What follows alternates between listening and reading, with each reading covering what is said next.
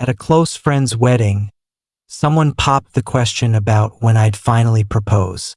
She let out a loud laugh and said, "Him? I'd rather die alone than ever marry that."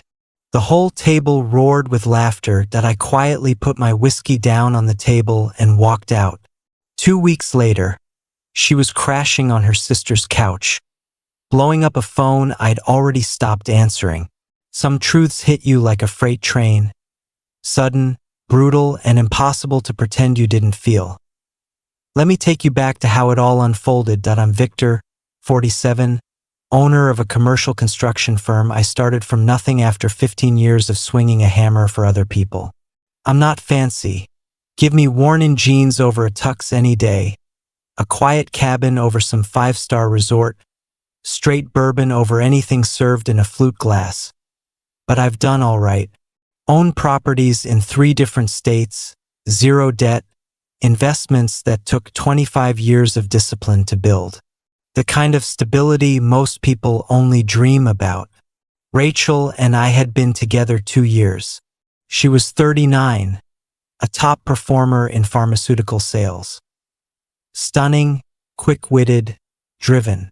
We met when my crew was gutting and rebuilding the offices of her company's regional headquarters. Sparks flew the first time she walked onto the job site in heels and a blazer, asking intelligent questions instead of just flirting. Things moved fast. 3 months in, her toothbrush was already permanent in my bathroom. 6 months later, she'd given up her lease and moved everything into my house. I don't half-ass commitment. I added her name to bank accounts, handed her a black card, gave her keys to every property I own. If we were building a life, I wanted it to feel real. No barriers, no yours and mine. I even hired an architect and started drawing plans for a custom home on a piece of land I'd bought years earlier. Rachel had expensive taste, and I wanted the house to scream hers the moment she saw it. Her circle was mostly other pharma reps and a few old college friends, people who did SoulCycle at 6 a.m., brunch at places with $22 avocado toast, and vacationed in Tulum. Not exactly my scene, but for her I showed up. I put on the blazer, made small talk at their fundraisers, remembered birthdays, the whole deal. They treated me like the token blue-collar guy, polite, distant, occasionally asking what I actually did, as if building skyscrapers was some quirky hobby. I let it roll off. I wasn't there to win them over. 2 years in, I thought we were solid. We talked about marriage the way couples do. Casual mentions of one day. Nothing set in stone, but the door was open. I'd already started planning the proposal. Had a jeweler I've known for 20 years designing a ring from scratch, built around a vintage setting Rachel once pointed out in an antique store window and said she'd kill to own. Then came Brittany's wedding. Brittany was Rachel's ride or die from college, sorority sisters, former roommates, maid of honor at Rachel's first, disastrous marriage that lasted less than 2 years before the ex ran off with his receptionist. Brittany's big day was over the top. 500 guests, cathedral vows, reception in the ballroom of the city's most exclusive hotel. Open bar flowing like Niagara, 10-piece band, the whole production. I wore the one good suit I own, smiled for photos, danced when I was supposed to. During dinner, we were grouped with 6 or 7 of her friends and their spouses, everyone several cocktails deep. One of the husbands, Chad or Trent, something like that, grinned and asked, "So when are you two locking it down?" Rachel next in line for the ring. Before I could open my mouth, Rachel threw her head back and laughed. This sharp, theatrical laugh I'd never heard from her before. "Him," she said, tipping her champagne flute in my direction like she was toasting a bad joke. "I'd rather stay single for the rest of my life." The table exploded. Someone actually slapped my back like I'd been roasted on Comedy Central. Rachel kept going, riding the wave. "Can you imagine me living on a job site forever, covered in sawdust?" More laughter, louder this time. I didn't say a word.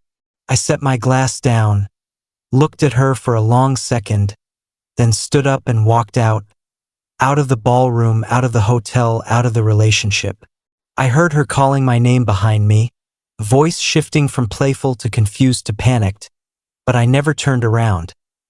Grabbed an Uber in the lobby, shut my phone off, and drove straight to my cabin 3 hours north. The one Rachel always complained was too basic and refused to stay at longer than 24 hours. Sat on the porch all night with a bottle of Makers, staring at the sky, feeling an eerie kind of peace. By sunrise, I knew exactly what had to happen. I drove back to the city while she was at work, spent the day on the phone with my attorney, my CPA, and the banks. Not revenge, clarity. When someone tells you who they are in front of an audience, believe them. I packed only what mattered. Clothes, files, a few family things. Everything else, furniture, dishes, TVs, could be replaced. Time wasted on the wrong person that you don't get back. I did one last walkthrough. In the office, I gathered the rolled blueprints of the dream house, the marble samples, the paint decks she'd spent hours choosing. In the bedroom, I pulled the little blue box from its hiding spot, the finished ring I was going to use to propose on her birthday next month. On the kitchen island, I left a single house key and a printed letter. You have 30 days to vacate the premises. Utilities will remain active during that period. The credit card is canceled effective immediately. All your personal items will remain undisturbed.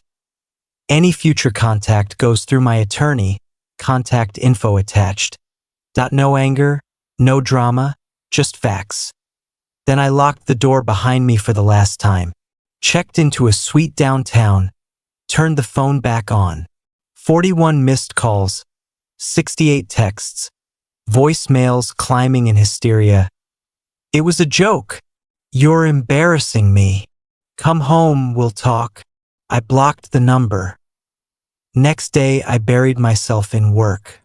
That evening, she showed up at my office. Mascara tracks down her cheeks, demanding to know why I was doing this to her. I told her calmly, "You said you'd rather be alone forever than married to me. I'm granting your wish." She screamed that it was wedding humor, that I was too sensitive, too proud, too dramatic.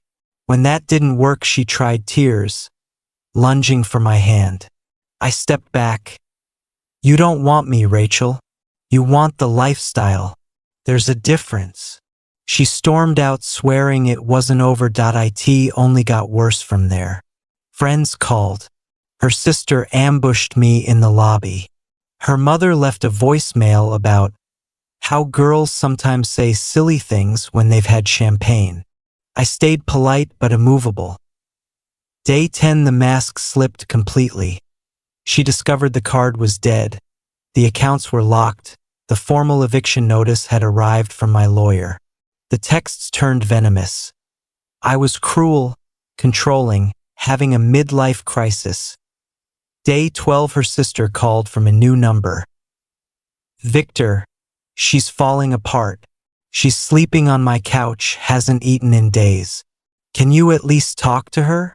I heard everything I needed to hear. I said, "She's not mourning me. She's mourning the mortgage-free house and the unlimited credit line. That's harsh.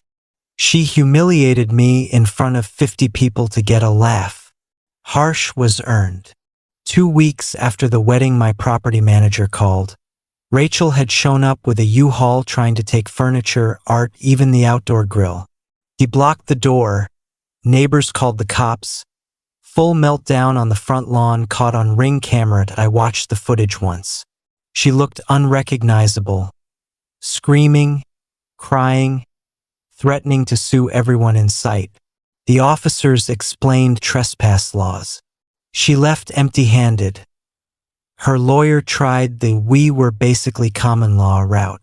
I forwarded the email thread from last year where I offered to add her to the deed, and she replied she didn't want the hassle of owning anything. Case dropped in 72 hours. That it's been 5 months now. The new house is rising exactly the way I want it. No more cream-colored marble she insisted on because gray is depressing. Rachel moved into a one-bedroom that costs more than her old mortgage ever would have. Word is she lost her job. Couldn't hit quota. Kept missing flights. Generally unraveling. Her friends circle the wagons, telling anyone who'll listen that I'm a fragile ego who can't take a joke. Fine.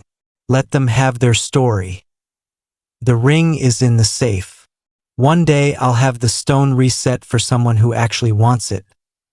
Last month, 3 of the women who laughed hardest that night hired my company for 6-figure renovations. Money spends the same regardless of who writes the check. I've started seeing someone new. A landscape architect I met on a bid last spring.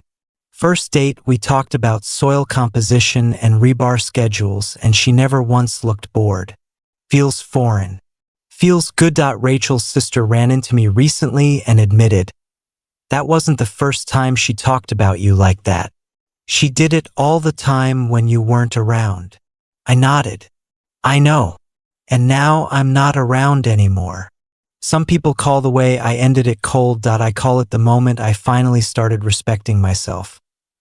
When someone shows you in front of an entire wedding reception that you're the punchline, believe them. Put the drink down. Walk away. And don't look back.